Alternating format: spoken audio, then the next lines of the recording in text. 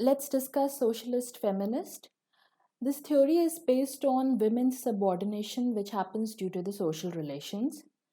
Now, let us imagine a scene which is very common in countries like India, where the women are expected to work for long hours, to give birth to children, to care for them, to nourish them, and do all the household chores and never get appreciated. This these chores and what the women do, it is taken for granted. It is like they were born with this responsibility and they just have to go with it. This is a kind of relation which was developed in the society. God did not make men and women unequal, but what happened was, due to some situations that took place in the primitive societies, one after the other, women were considered weaker than men, and their household chores were considered to be a part of their identity. Now, when we talk about socialist feminist, it takes into account radical and Marxian theory both. These are the theories of feminism. And with this dual knowledge, socialist feminist tells that the women that are oppressed all around the world at different period of times, it is because of the social relationships, and the cause, the root cause, is the family itself. We see it very often. We can take our own examples when we ask our mother, Mom, mother, please get me a cup of coffee. And the father would go, please get me my lunch box for the office. And then she would do all the things for her house also, and would go out and get groceries and everything. And how often do we really appreciate it? How often do we actually go and tell our mothers that we are thankful? Thank you for what you are doing. We consider it as a part of their jobs. And this is how oppression begins. When we talk about socialist feminism, the role of historic materialism is very important, because all the origin is from history itself. What happened in primitive times was, men used to gather things from outside and used to hunt, and therefore they became stronger. Women, on the other hand, they were at home and they used to engage in cooking, child rearing, etc. So automatically the men became more stronger than women. But is it okay to just on the basis of this to say that men are superior to women? No, it is wrong. But this is what happened. A prejudice was established, and the women were suppressed. Due to this, the male class and property, these emerged. When they used to gather food and get the resources, slowly there were a lot of things that were not of use, and it resulted into surplus product. Okay, so this surplus produce mean the males of the society, they claimed authority over it because they had more strength and therefore a systematic advantage. Now this led to the male class and property. So earlier there was nothing like this, but just because of the economy to which men claimed authority, women were considered inferior. Now, when there is a property and there is a person who's stronger than you in all the terms, do you think you can win that property? No, you're going to lose it. Same happened with women. And because they were not strong, they became laborers and slaves to the men. And therefore, it led to dominating them, exploitation, and the property relations emerged where the men claimed the produce and women became the producers. They just produced. They produced babies, they produced food, they did all the work, and men just claimed authority over it. And therefore, they had authority over resources on the women, slaves, children, everyone. And when you have capital, that means you have a lot of wealth. That automatically means you have a claim over the infrastructure also. So therefore this theory says that due to the economical power of men, they started dominating the women.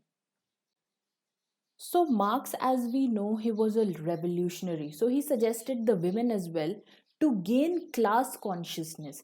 That means there's already a class of males. So to counter that, to fight with it, you also need to create a class and gain consciousness, gain strength and unity, and then counter it with a revolution.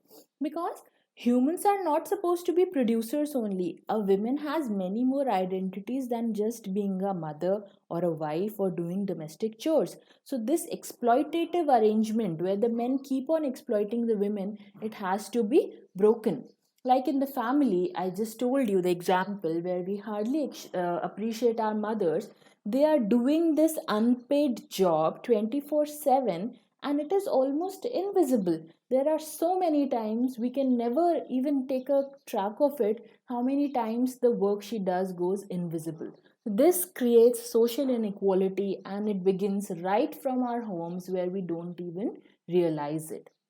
Now, there is another problem with feminism is that on one hand the society has created so many hurdles, but on the other hand there is a role of media as well.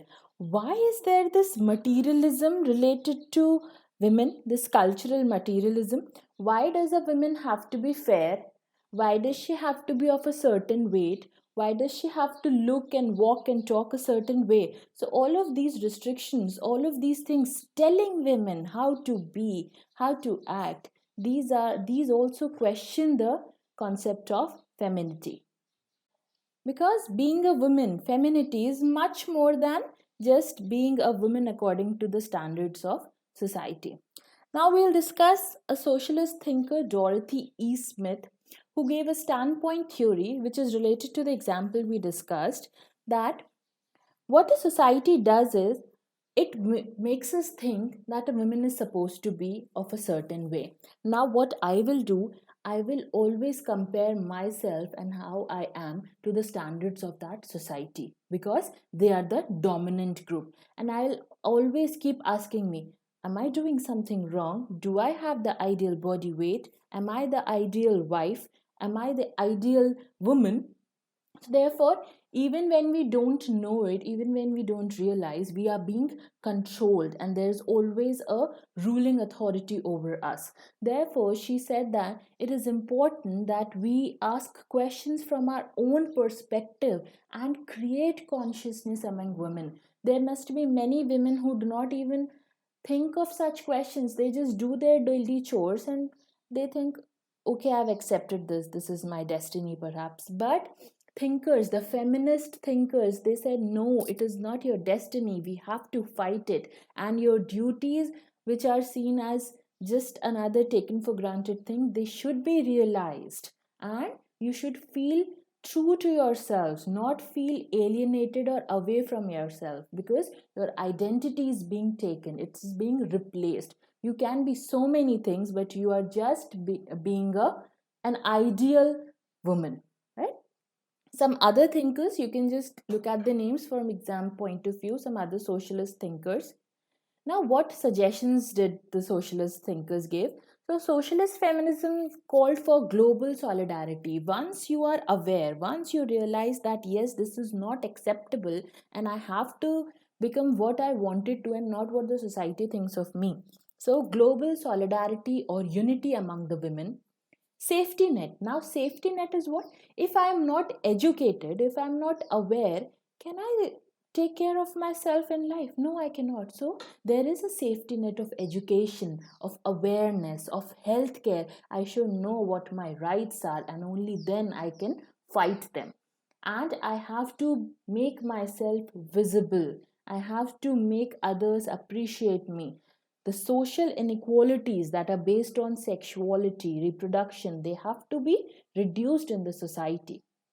And what they said was, they did not say that we want to tie the relations with men or we want to create a different institution or anything. They just said that our aim is to work with men to achieve a level playing field where both are given same opportunities, both are looked at the same way, and where both genders are in the same field doing the same job with equality. So I hope you got this. Now we'll discuss some questions. Question number 1. Which feminist theory is characterized by the belief that patriarchy is the major and universal cause of women's oppression? The answer will be radical feminism. Second, which feminist thought suggested that gender equality can be realized by eliminating the cultural notion of gender? This is again radical feminism. We just discussed all of this. Women are highly concentrated in low paying jobs.